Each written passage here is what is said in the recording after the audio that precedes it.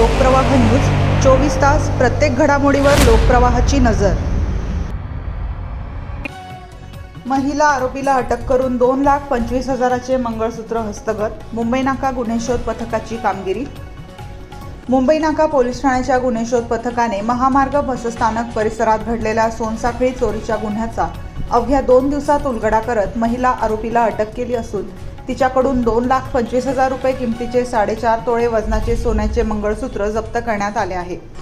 दिनांक 8 जून रोजी सायंकाळी 6 वाजण्याच्या सुमारास महामार्ग बसस्थानक येथे फिर्यादी प्रेरणा प्रमोद शिंदे वय 56 राहणार ठाणे या बसमध्ये चढत असताना गर्दीचा फायदा घेत आरोपीने त्यांच्या पर्समधील पाकिट चोरून नेले।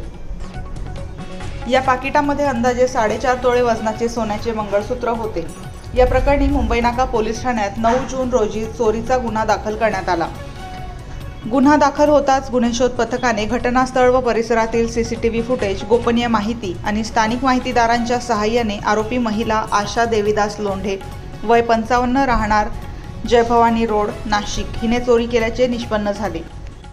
त्यानुसार सापळा रचून संबंधित आरोपी महिलेला त्र्यंबक नाका परिसरातून ताब्यात घेण्यात आले। चौकशी दरम्यान तिने गुन्ह्याची कबुली दिली। तिच्याकडून चोरीस गेलेले 2,25,000 रुपये किमतीचे 4.5 तोळे वजनाचे मंगळसूत्र हस्तगत करून आरोपीला न्यायालयासमोर हजर केले असता न्यायालयाने आरोपीला 13 जून 2026 पर्यंत पोलीस कोठडी सुनावली आहे।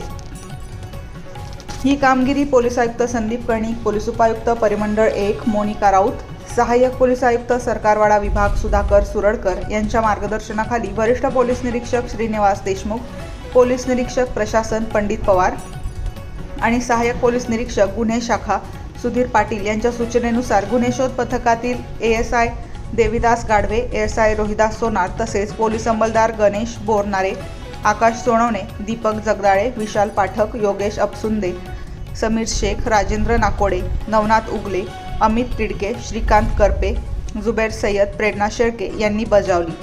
गुन्ह्याचा पुढील तपास सहाय्यक पोलीस उपनिरीक्षक देविदास गाढवे करत असून आरोपीचे इतर गुन्ह्यांशी संबंध आहेत का याचाही तपास सुरू आहे।